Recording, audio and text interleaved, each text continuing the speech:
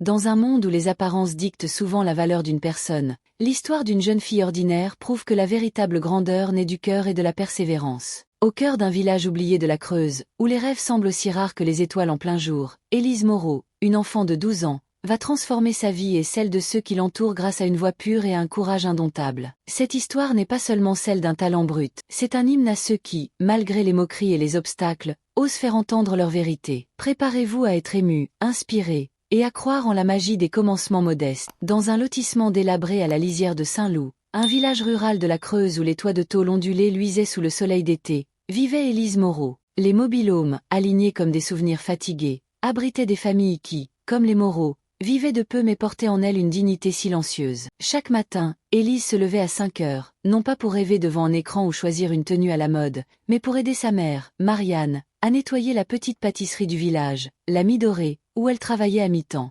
Marianne, une femme frêle mais solide comme un chêne, répétait souvent « On n'a pas besoin d'être riche pour vivre avec cœur ». Ces mots, simples mais lourds de sens, guidaient Élise dans un monde qui semblait rarement lui tendre la main. Élise n'avait pas d'amis proches. Son uniforme scolaire, rapiécé au coude, et ses chaussures usées jusqu'à la corde faisaient d'elle une cible facile pour les railleries à l'école primaire de Saint-Loup. Elle s'asseyait toujours au fond de la classe, silencieuse, presque invisible, mais ses yeux noisettes brillaient d'une profondeur rare, comme si elle portait en elle des mélodies qu'elle n'osait chanter qu'en secret. À l'école, les autres enfants parlaient de leurs vacances à la mer ou de leur nouveau téléphone, tandis qu'Élise écoutait, son cahier usé rempli de poèmes et de paroles griffonnées à la hâte. Elle n'enviait pas leur aisance, elle rêvait d'autre chose, d'un monde où sa voix pourrait être entendue. Un lundi matin, la voix de la directrice, Madame Dubois, résonna dans l'interphone de l'école. Cette semaine, nous célébrons la semaine des talents. Si vous souhaitez participer, inscrivez-vous sur la liste devant le secrétariat d'ici mercredi. La classe s'anima instantanément. Certains élèves vantaient leur chorégraphie inspirée des réseaux sociaux, d'autres prévoyaient de jouer du violon ou de la guitare électrique. Élise, elle, resta muette, son crayon serré entre ses doigts.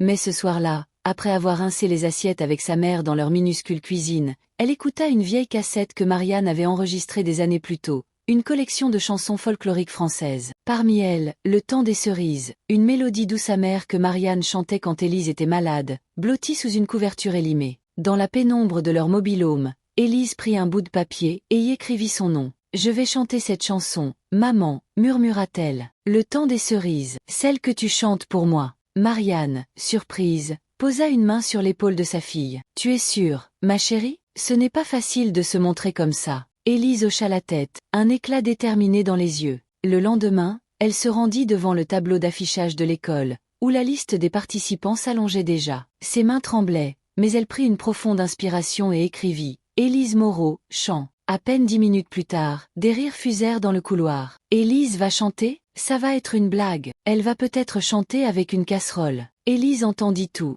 mais elle ne versa pas une larme. Elle serra son carnet contre sa poitrine, où les paroles de la chanson étaient soigneusement recopiées, et s'éloigna, la tête baissée. Ce soir-là, Marianne trouva sa fille dans leur petite chambre, répétant seule, sa voix fragile mais claire comme une source de montagne. Sans un mot, elle s'assit à côté d'elle, écoutant chaque note avec une tendresse infinie. « Tu sais, Élise, dit-elle enfin, j'ai toujours rêvé de chanter devant un public, mais quand ta grand-mère est tombée malade, j'ai dû arrêter l'école pour m'occuper d'elle. Je ne l'ai jamais regretté, parce que ça m'a donné toi. Mais si tu montes sur cette scène, ce sera comme si une partie de mon rêve se réalisait. » Élise leva les yeux, les joues humides. « Tu seras là, maman ?» Marianne sourit. « Même si je dois marcher jusqu'à l'école sous la pluie. » Le jour de la répétition, Élise fut la dernière à passer. La professeure de musique, Madame Lemoine, une femme sévère mais juste, lui demanda « As-tu une piste d'accompagnement ?»« Non, madame, je vais chanter a cappella. » Quelques soupirs et regards moqueurs parcoururent la salle. Mais qu'Élise se redressa, ferma les yeux et laissa sa voix s'élever. « Quand nous chanterons le temps des cerises, sans micro, sans musique, juste une enfant et sa mélodie. » En quelques secondes,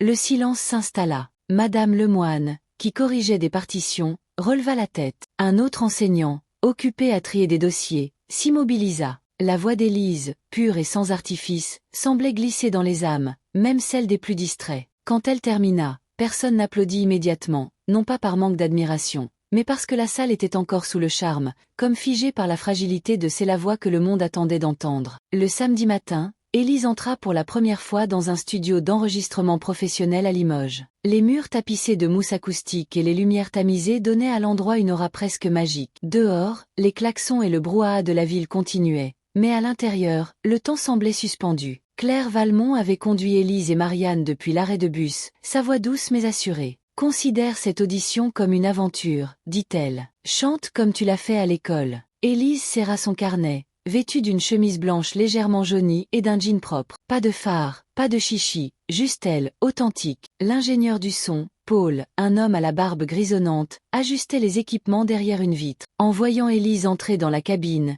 il haussa un sourcil. « C'est elle ?» demanda-t-il à Claire via l'interphone. « Oui, Paul. » « Attends d'entendre. » Élise s'approcha du micro. Trop haut pour elle. Paul l'abaissa, un sourire amusé aux lèvres. Claire posa une main sur son épaule. « Tu peux chanter Le temps des cerises ou une autre chanson. » Élise regarda sa mère à travers la vitre, qui lui offrit un sourire encourageant, puis répondit « Je vais chanter celle de maman. Pas de musique, juste sa voix dans le silence de la cabine insonorisée. Quand nous chanterons Le temps des cerises. » Paul se figea. Claire croisa les bras, son regard s'adoucissant. Élise ferma les yeux, chaque parole s'écoulant comme une rivière paisible, emplissant la pièce d'une chaleur inattendue. Quand elle termina, un silence suivit, puis Paul se pencha vers le micro. « Pas de formation vocale, hein ? » « Non, monsieur. Et pourtant, tu tiens le rythme, tu contrôles ton souffle, et tu transmets une émotion rare. Ta voix n'est pas puissante, mais elle est vraie. » Claire rejoignit Élise dans la cabine. « Sais-tu que Le temps des cerises est une chanson du peuple,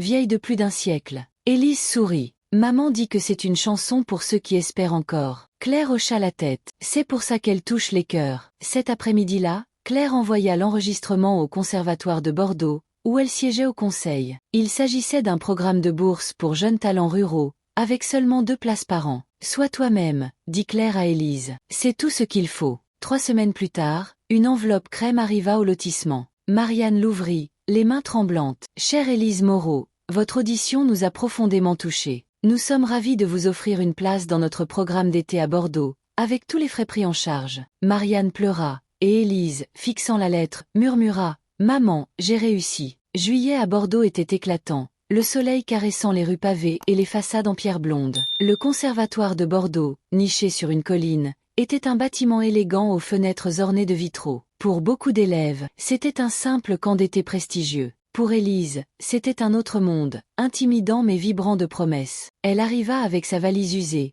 croisant des camarades en robe de créateur et baskets de marque. Ils venaient de Paris, Lyon, Marseille, avec des professeurs particuliers et des expériences sur de grandes scènes. Élise, elle, n'avait que son carnet et les chansons de sa mère. Lors de l'ouverture, Claire Valmont prit la parole. « Ici, nous cherchons des voix qui racontent des histoires. La perfection est secondaire, l'âme est essentielle. » Mais Élise découvrit vite que la réalité était plus complexe. Les ateliers sur la technique vocale, avec des termes comme « diaphragme » et « résonance », la dépassaient. Une camarade, Camille, d'une école d'art parisienne, lui demanda « Tu es soprano ou alto ?» Élise rougit. « Je ne sais pas. Je chante, c'est tout. » Camille haussa un sourcil. « Pas de coach vocal ?» Ils ont dû faire une erreur en t'acceptant. Les semaines furent rudes. Élise peinait à lire les partitions, ratait des notes par nervosité, et les souvenirs des moqueries de Saint-Loup ressurgissaient. Une nuit, seule sur le balcon du dortoir, elle confia à Claire, venue avec du thé. « Je ne suis pas à ma place. Je viens de nulle part. » Claire sourit. « Moi aussi, j'étais une fille de village. On se moquait de mon accent, de mon ignorance. Mais une voix vraie, Élise,